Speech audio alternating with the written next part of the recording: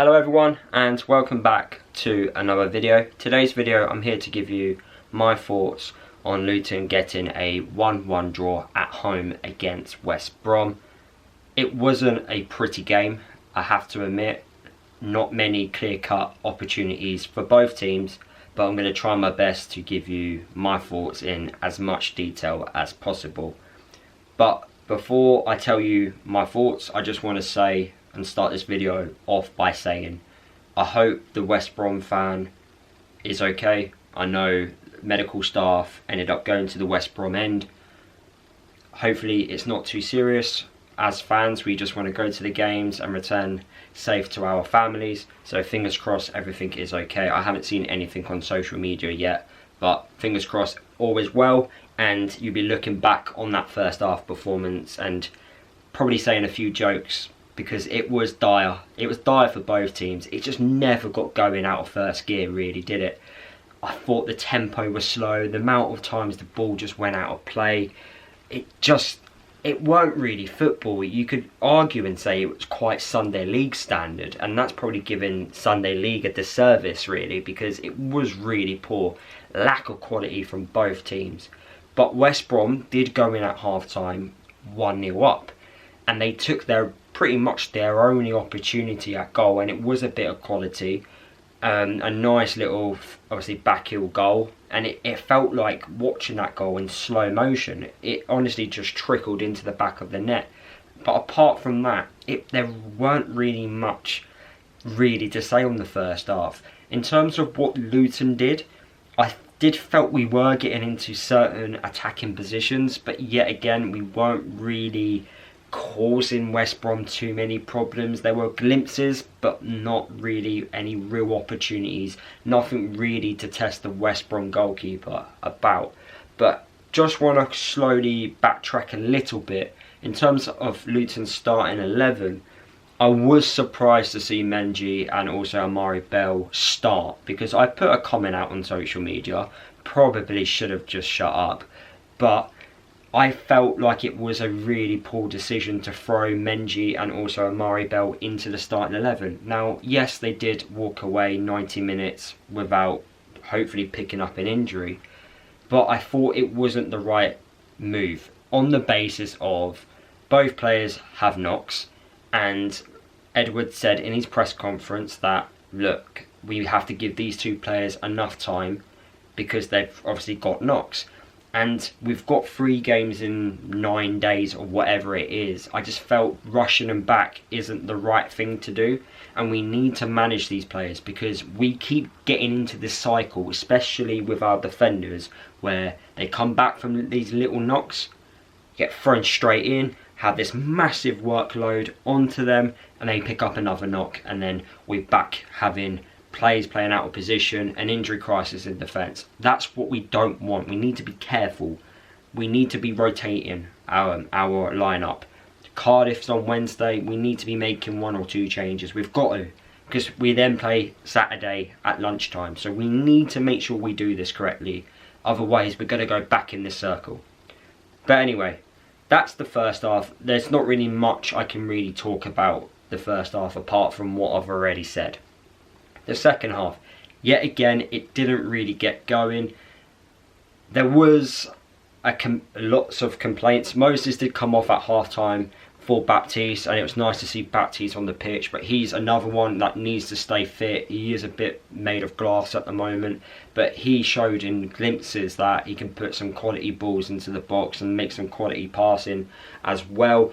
But the one bit of magic that happened, and it needed to happen for Luton to start playing their football, and that was a poor pass from the West Brom midfielder in Mowat. He gave it to Chong. Chong did a lovely, what looked like a little bit of skill to get past the West Brom fullback, and then he went clean for own goal, and it was a really good finish to get us back into the game, to make it 1-1. And then from that moment on, it gave us that momentum to go on and push, and for a 20-25 minute spell after that goal, we looked like we could go on to win the game. But yet again, we were creating opportunities, but we weren't really creating clear-cut opportunities. That was the one thing which we weren't really doing. Yes, we did hit the post or bar from Hashi from the corner. I thought Hashi had a really good game at right wing back in his actual position.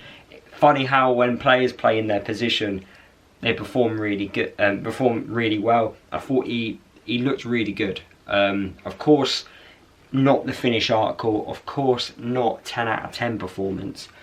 But when the team's not playing too well, and he's finally only getting back into his natural position, it's gonna take time. It really is. But it was nice to see some positives from him playing in that position. I did like Walsh being on the pitch.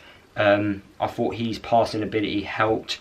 Brown obviously trying to make himself, you know, useful when throwing his body on the line. Thought Morris was battling hard himself.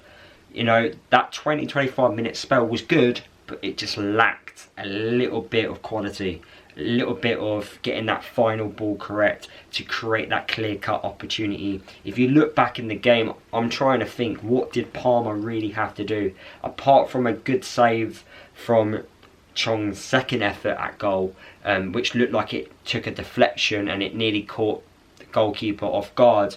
Apart from that, I can't really remember too many saves he had to make. I did felt during that 20-25 minute spell we had in the second half, there was a good penalty shout, and it was Callum Styles. He looked like he leant in with the ball. I need to see it back, but that looked clear cut to me. Lino is obviously staring directly at it.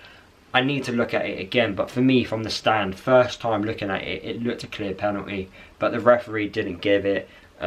So we move on, and then West Brom towards the latter point of the game had an overhead kick, like from a long throw, which they were using quite a lot throughout the game. In fact, West Brom, Fernald's got a massive long throw on him, and they do cause a lot of problems with that long throw, and it did, you know, put a few questions to us on whether or not we can deal with that. I felt we did deal with West Brom quite well defensively. I actually felt West Brom going forward were really poor.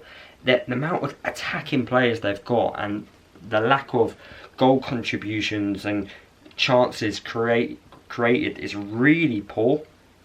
Now, off the ball, I can understand how Corban likes to have his team set up, but going forward, it weren't great at all. It really wasn't great, and I thought if West Brom are going to beat us, tonight would have been the perfect night to do it, because we are low on confidence. We're not playing amazing, but yet West Brom still got a point away from home. Point away from home is always good. We only got a point, and it's another game where we haven't won, and that long, really poor record of, you know, what, 5 wins in 32 league games continues. It doesn't look great, does it? But we're hopeful that it does improve and it can get better. But I thought West Brom going forward, attacking wise, were not great at all. And you saw the West Brom coach on the sideline. He was going absolutely crazy, throwing his hands in his air, in the air. He was going nuts. And I don't think they're the finished article. I feel like that definitely can get better. But yeah, if I was a West Brom fan, I would be quite disappointed with that. But then again, like, they still walked away with a point. So Luton didn't really take full advantage of how poor West Brom were going forward. In terms of substitutions, and I do want to mention this, and I'll end the video on this, I don't like fans booing on subs. I really don't. I know fans were booing when Kraus got subbed off, and also Elijah Adebayo. It was more for the Kraus substitution because he actually was performing quite well. He was getting stuck in, he was winning the ball, he was trying his best. You saw a really good performance from Kraus. But the fact there were fans in the Kenny, I don't know if in other areas of the ground, but especially in the Kenny, were booing. I don't like that.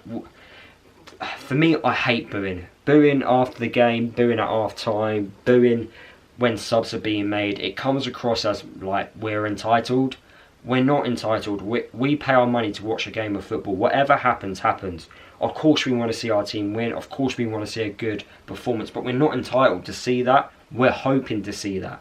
So for me, if I'm not happy with something, or I'm, you know, get angry about something, I do moan and shout and go, oh, for God's sake, you should have done that. But at the end of the game, or when it's time to go, I just literally get up and walk. I don't clap them, you know. The only time I clap the team is when I think they're putting a good performance. And I only thought for certain spells in the game they actually did. It was better than Coventry, but again, it weren't too great. And I felt at times we were a little bit predictable. And if it wasn't for Chong scoring that goal, I don't know if we would have gone on to score the goal. We literally relied on that individual brilliance from Chong, and that's it. And I really hope people really understood what Chong brings to the team today, because he's the only one in our squad that can get the ball and run out of defence and cause defenders problems. They hate that. But yeah, that was how I felt the game went. I'm still kind of surprised how West Brom attacked, if I'm being honest with you. I couldn't believe how poor they were. They really were in first gear going forward, but they still managed to score. But those are my thoughts on the game. Not the prettiest of 1-1 draws, but it's certainly not a loss. And we go into our second home game in 9 days, hoping to get a good result against Cardiff. We see what they do on the weekends. We get that extra day worth of recovery. But by now, I've realised that actually means nothing, because teams still manage to find a way to win despite that 1 day less. So look, let's see what we can do.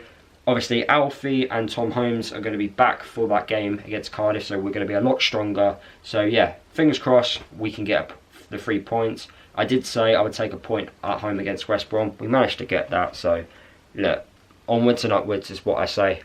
But hopefully you enjoyed my reaction, and yeah, I'll see you all in the next video.